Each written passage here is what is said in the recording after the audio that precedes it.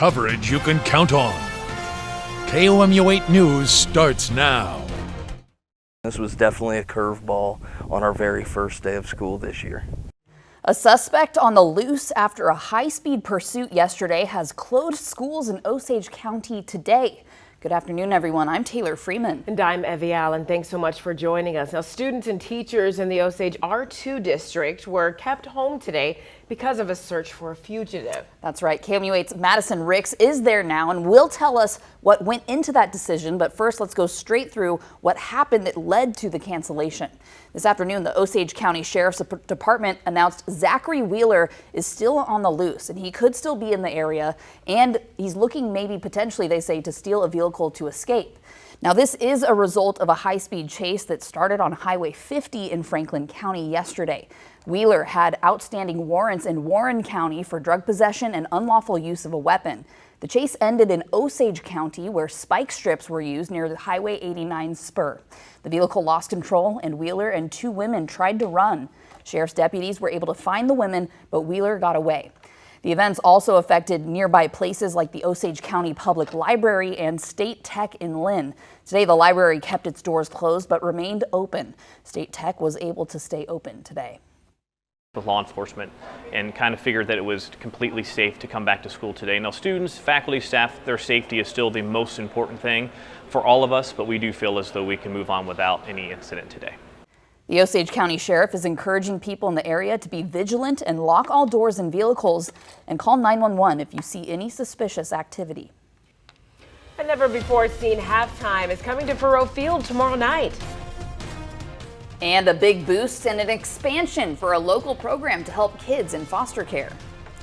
Plus, a prison program helps teach puppies and their trainers new skills. This is KOMU 8 News at 6. Coverage you can count on. KOMU 8 News starts now. Well, with Mizzou's first home football game of the 2024 season just over 24 hours away, it's an exciting time to be in Columbia right now. Good evening, everyone. I'm Evie Allen. And I'm Taylor Freeman. Thank you so much for joining us. It's sounding like there could be a chance for possible rain ahead of tomorrow's game. We got to check in with our chief meteorologist, Matt Beckwith. He has more on this ever-changing situation. So, Matt, what can the fans expect that are attending the game? Should they bring a poncho just in case? I think for the most part, we're going to be good. I'm always a fan. Coverage you can count on. KOMU 8 News starts now. A Columbia man is facing multiple charges, including murder and rape in connection with the 1993 killing of an Indianapolis woman. Good evening, everyone. I'm Hunter Walterman. Thanks so much for joining us. Dana Jermaine Shepard was arrested on Friday by Columbia police. Shepard worked at the University of Missouri as a custodian. NBC Indianapolis's Marina Silva has more on the case dating back to over 30 years ago. Coverage you can count on. KOMU 8 News starts now. After a week of cooler temperatures, the thermostat is getting turned back up. Good evening, everyone. I'm Beth Carlson. Thanks so much for joining us. Let's go straight to Chief Meteorologist Matt Beckwith. Matt, what kind of temperatures can we expect this week? Well, it's going to start hot, Beth, and then as we get towards the end of the week, we'll slowly get a little bit cooler. A big drop off for Friday. But right now, the story is the heat that's building. After the break, the newest development in the search for a missing Arizona woman swept away by floodwaters. Plus, the latest storm in what has been a busy hurricane season. Here are the dangerous conditions that made their way through Hawaii today. Hawaii residents experience what it's like to be in the path of a hurricane. Get the look at the next chaotic storm. Protesters line the streets of Tel Aviv after the break. See the shocking video of the clash between protesters and police in Israel. A Missouri veteran got a special gift from a Missouri organization. Hear about the heartwarming story behind this special day. Employees of top hotel chains are heading to the picket lines. Hear what change they are fighting for after the break. After the break, what a new school is bringing to the learning environment in Columbia. And the U.S. is sending another aid package to Ukraine. Hear what is included when we come back. A new opportunity for students is now here in Columbia. After the break, hear what the Boone County Nature School has to offer. A Missouri death row inmate avoids the death penalty. Hear what led to today's overturn and what comes next. And a school bus crashed into a Memphis apartment building early this morning. What happened and an update on the people involved.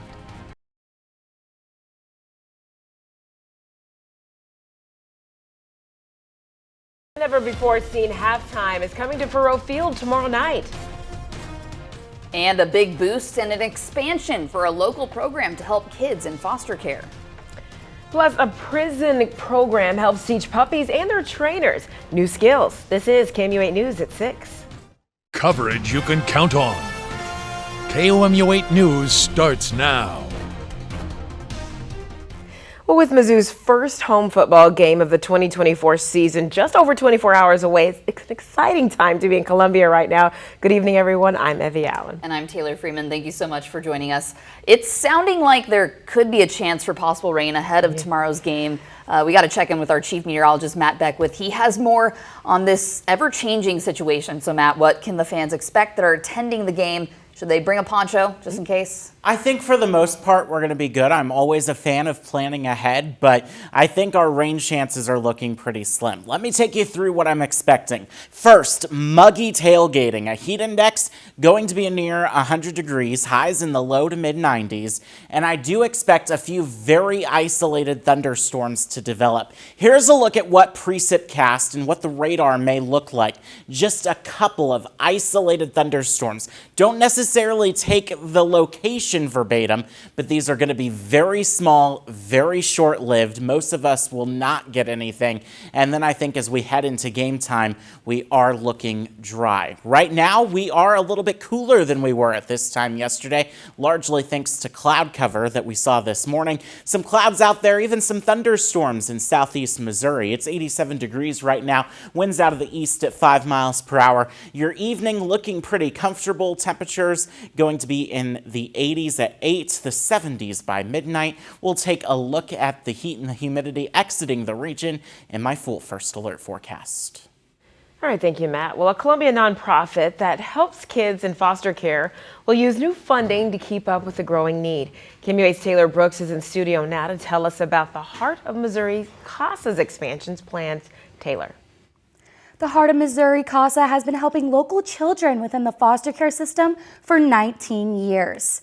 The nonprofit's mission is to advocate and provide services to abused and neglected children, and now has $600,000 to build a new headquarters, including a children's activity center, and it will bring more services to the children and train the volunteers. CASA currently serves about 65% of the children in the foster care system within Boone and Callaway County. The executive director says the funding will support many of their efforts. A recent study actually found kids with a CASA volunteer have higher levels of hope. And so we want to give that opportunity to every child who comes in.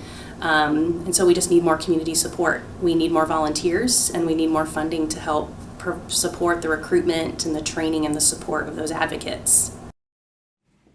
Hill says the plans for the new headquarters are still in the works, but will be able to bring in more volunteers and more children in need. The updated headquarters will be located on Stadium Boulevard. In the studio, Taylor Brooks, KOMU8 News. All right, thanks, Taylor. A family and their 4 dogs are safe after their home went up in flames in Montauk County last night. A 9-year-old child in the family saved the day. The fire broke out around 10 p.m. last night in a California home. The family safely escaped thanks to the child who alerted others to the fire. And Marcellus Williams had another opportunity to argue his innocence today. The Missouri Supreme Court ordered today's evidentiary hearing after the court blocked an agreement between prosecutors and Williams after discovering contaminated DNA evidence in the case. Experts say this evidence on the murder weapon could purportedly exclude Williams as the killer, but new testing showed the weapon had been mishandled. And Andrew Lester's attorney has filed a motion with the Clay County Court asking time for a mental evaluation. Lester is charged with first-degree assault and armed criminal action in connection with the shooting of Ralph Yarl. Yarl was shot when he mistakenly went to the wrong house to pick up his siblings back in 2023. Lester's attorney believes his client's mental and physical health have declined over the last few months. The motion states Lester's attorney wants his client's mental health to be evaluated to see if he's fit for trial. Lester's trial is currently set for October. A new Missouri law took effect today, banning Planned Parenthood affiliates from receiving Medicaid funding. Some affiliates are already fighting back by suing the state. Now, this is the third time Republican legislators have tried to block Medicaid reimbursements going to Planned Parenthood. But this time around, Governor Mike Parson signed the block into law despite abortion services already being banned in Missouri. Medicaid law has been clear for many years now that states can't discriminate against providers based upon a service they don't like. Planned Parenthood says 20% of their patients are on Medicaid. A St. Louis custard icon died Monday. Ted Drews Jr., the son of the founding owner of Ted Drews Frozen Custard, died Monday at the age of 96. The fan favorite custard shop has been selling frozen custard since 1929 when Ted Drews Sr. opened the first store in Florida. And since then, they've opened multiple St. Louis locations.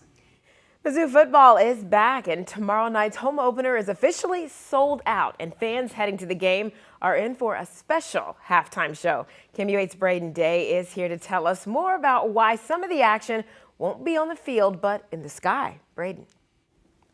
For the first time ever, Mizzou's halftime show will feature a drone show, and not just any show. You might have seen Sky Elements on America's Got Talent this season on KOMU.